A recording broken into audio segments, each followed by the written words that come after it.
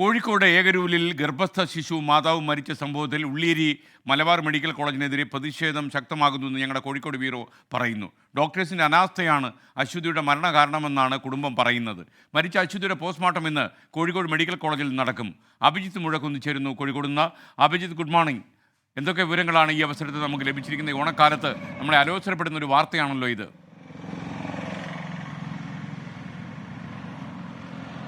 SKN good morning. തീർച്ചയായും ഈ ഓണസമയത്ത് വളരെ വിഷമമുണ്ടാക്കുന്ന ഒരു വാർത്ത തന്നെയാണ്.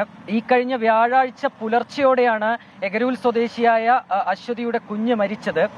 അതിൽ വലിയ രീതിയിലുള്ള ഒരു അനാസ്ഥ മലബാർ മെഡിക്കൽ കോളേജ് ആശുപത്രി അധികൃതരുടെ ഭാഗത്തു നിന്നുണ്ടായി എന്നുള്ളതാണ് ഇവരുടെ ആരോപണം. അതിനു പിന്നാലെ അശ്വതിയെ കോഴിക്കോട്ടെ ഒരു സ്വകാര്യ ആശുപത്രിയിലേക്ക് മാറ്റിയിരുന്നു.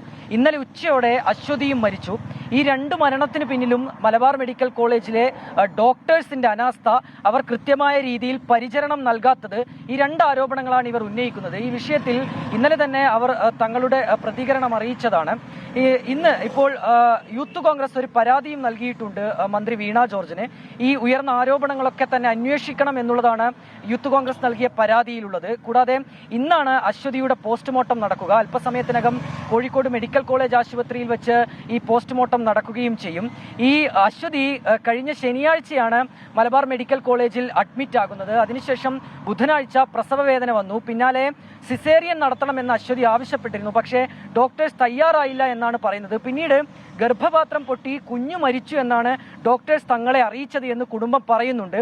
അതായത് സിസേറിയൻ നടത്തണം, വളരെ വലിയ വേദന താൻ അനുഭവിക്കുന്നുണ്ട് എന്ന് അശ്വതി കരഞ്ഞു പറഞ്ഞിട്ടും ഡോക്ടേഴ്സ് അതിന് തയ്യാറായില്ല എന്നാണ് കുടുംബം ആരോപിക്കുന്നത്. ഒപ്പം തന്നെ വളരെ ഗുരുതരാവസ്ഥയിലായ അശ്വതിയെ അവിടെ ചികിത്സ ഇല്ലാതിരുന്നിട്ട് കൂടി മറ്റൊരു ആശുപത്രിയിലേക്ക് ഉടൻ മാറ്റാൻ ഈ മലബാർ മെഡിക്കൽ കോളേജ് ആശുപത്രിയിലെ അധികൃതർ ഇടപെട്ടില്ലെന്നും കുടുംബം പറയുന്നുണ്ട്. പക്ഷേ ഈ ആരോപണങ്ങളെയൊക്കെ ആശുപത്രി അധികൃതർ നിഷേധിക്കുന്നുണ്ട്. കൃത്യമായ രീതിയിലുള്ള പരിചരണം തങ്ങൾ നൽകിയിട്ടുണ്ട് എന്നാണ് ഈ മലബാർ മെഡിക്കൽ കോളേജ് അധികൃതർ പറയുകയും ചെയ്യുന്നത്.